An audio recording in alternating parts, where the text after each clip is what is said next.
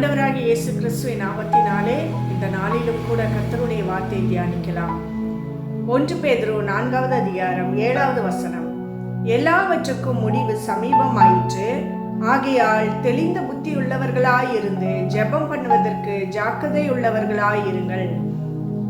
நாம் கடைசி காலங்களிலே வாழ்ந்து கொண்டிருக்கிறோம். இந்த நாட்களிலே பார்த்தீங்கன்னா ஜெபங்கிறது மிக மிக அவசியமான ஒன்றாக நம்ம வாழ்க்கையில காணப்படுகிறது. ஜெபித்தா மட்டும்தான் இந்த கடைசி காலத்துல நாம தப்பித்து கொள்ள முடியும், பரலோக ராஜ்யத்துக்கு போக முடியும்.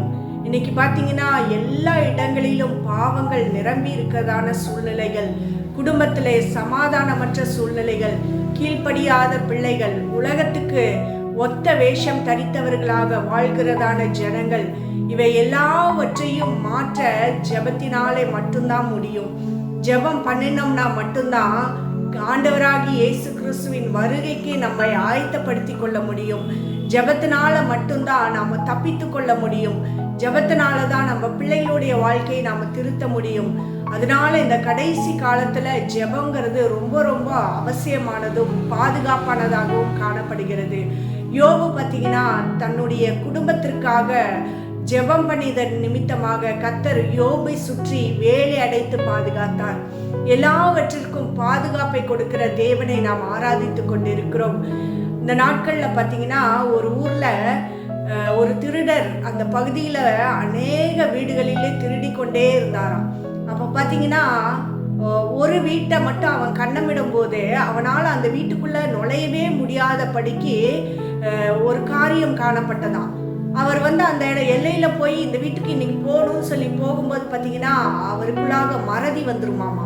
அந்த இடத்த விட்டே போயிடுவாராம். மறுபடியும் இது என்ன, இந்த வீட்டை மட்டும் நான் வரும்போது இந்த வீட்டில் நான் போய் திருட முடியாதபடிக்கு ஒரு பாதுகாப்பு காணப்படுகிறதே, அது என்னன்னு சொல்லி அவன் அறிந்து கொள்ளணும்னு சொல்லி ஒரு நாள் என்ன பண்ணாரா, அந்த வீட்டில் இருக்கிறவங்க கிட்ட போய் கதவு தட்டி அவன் போய் கேட்டானாமா, நான் உங்கள் வீட்டில் திருடணும்னு சொல்லி பல நாளாக பிரயாசப்பட்டுட்டு இருக்கேன்.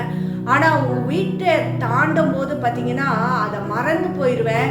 என்னால் உள்ள நுழையிறதுக்கான எந்த வாய்ப்புமே இல்லாதபடிக்கு ஒரு காரியம் காணப்படுது. இந்த எல்லையை விட்டு நான் பின்னாடி போனால் அங்கே போனதுக்கப்புறம் எனக்கு மறுபடியுமாக இந்த வீட்டில் போய் திருடலையே அப்படின்னு சொல்லி ஒரு எண்ணம் வருது.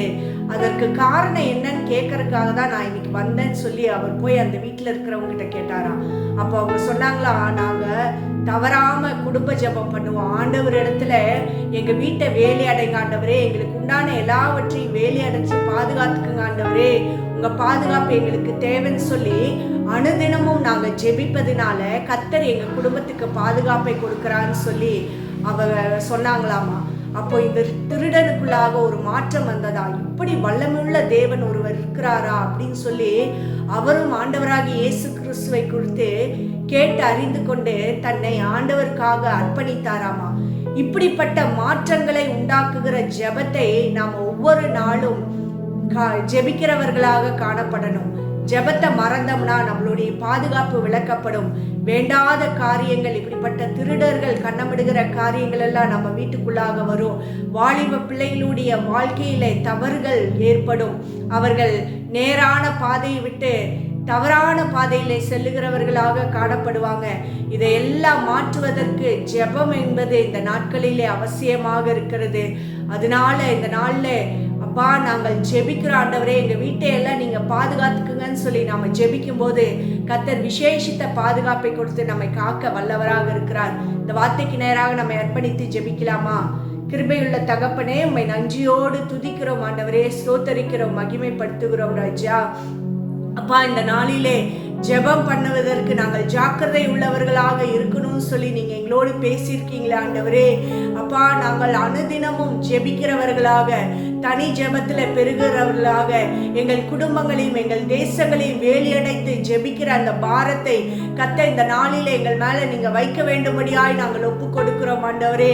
எவ்வளவு சோர்வுகள், எவ்வளவு பலவீனங்கள் இருந்தாலும் ஆண்டவரே, ஜெபத்திற்கு நாங்கள் அப்பா ஜாக்கிரதை உள்ளவர்களாக விழிப்போடு செயல்பட பரிசுத்த ஆவியானவர் எங்களுக்கு உதவி செய்யுங்க என்று இயேசு கிறிஸ்துவின் நாமத்தினாலே ஒப்புக்கொடுத்து ஜெபிக்கிறேன் ஜீவனுள்ள நல்ல பிதாவே, ஆமேன். கர்த்தர் தாமே இந்த வார்த்தையின்படியாக இந்த நாளிலே நம்மை ஆசீர்வதித்து நடத்துவாராக. God bless you.